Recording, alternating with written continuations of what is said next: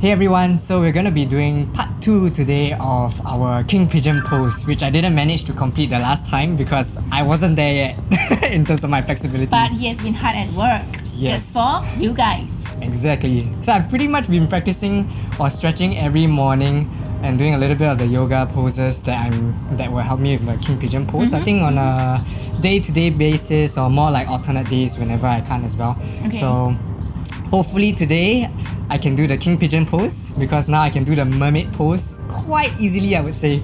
So without further ado, let's get to it and see how it goes. Reaching it upwards and behind your head, trying to find each other, and you collapsed. Perfect! Mermaid pose. Wow, he has been practicing, I can tell. Okay, so if you guys can achieve the mermaid pose, perfect. Let's move on to the King Pigeon pose. So you can slowly release your left hand, Daryl. Now, with your right hand, you will need to start rotating your shoulders. So now your chest, instead of facing you guys, he will start to face his chest towards the front of your mat. Okay? So for this particular rotation, your right hip needs to really be facing the front of your mat, okay? So both your hips will be facing the front of the mat. Okay, so from here, Daryl, can you start to have your right hand grab your right foot? So you need to lift up your arms, and you really have to rotate your shoulders to reach towards your right foot. So as I mentioned, this is a very deep back bend pose. So you do have to be careful and make sure that you're warmed up fully before trying this pose. So I need to rotate. So yes.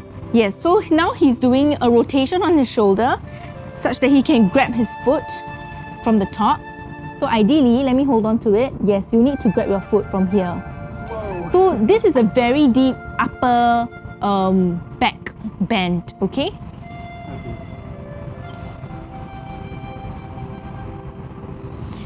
So while Daryl is slowly working on it, for those at home, if you have a partner, okay, it will actually help. Or if not, you can use a strap, okay? So maybe a strap or a towel, you just wrap it around this side and then you grab onto the towel or the strap, okay? So this is the next first step in achieving the pigeon pose. So for a start, like what Daryl is doing, just have your right hand first, holding onto your right foot, okay?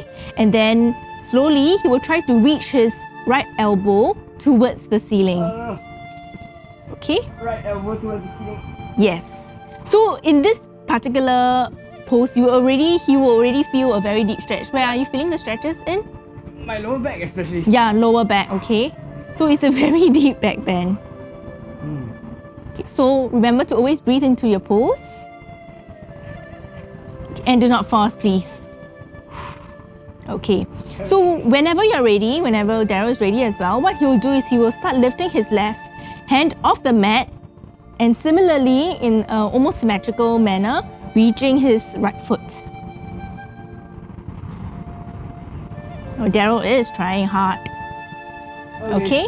So yes, so slowly as he works towards the King Pigeon pose, what he'll do is reach his left hand, both grabbing onto his right foot. Okay, relax, Daryl. Yes. Ooh. So this is a very deep hip stretch, back bend, and your thigh has to be very warmed up as well. It's quite an intermediate pose. How are you feeling, Daryl? Very deep in the stretch right now. But it's good. Okay, I guess I got something to look forward to next. But it's been a huge progression since we last filmed the mermaid pose. Good job, Daryl. Yes. Okay. Okay, let me get out of this pose. Woo! You come to child's pose first.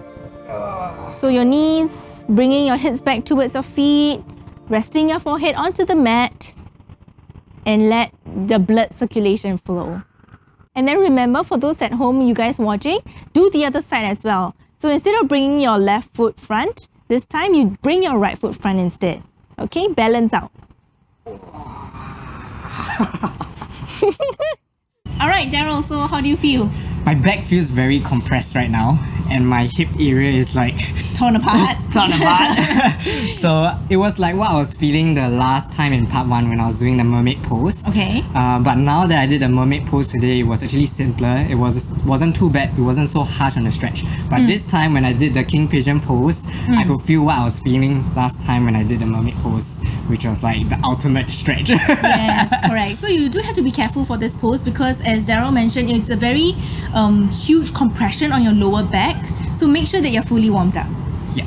So if you want, you can do like sun salutations perhaps. Yes, to warm yourself up first. Yeah. Of course. You can do like 108. You do that first. Yeah, so we're gonna be continuing with this yoga series, and along the way we're gonna pick out certain poses that we would like to share with you on our progression as well. Yes. And I believe to a certain extent, everyone would be possibly aiming to achieve these poses as well. Yeah, because I'm like quite new to it as well, and I'm lucky to have Nicole around, and she's here to help guide me and you as well. So let's progress together and see how far we can go, so we can keep each other on track as well. Yes, perfect. Awesome. Okay. So we'll see you in the next episode for our yoga series. We are thinking of doing maybe headstands. Headstand. I was thinking of doing headstands at least, and I understand that's quite advanced as well.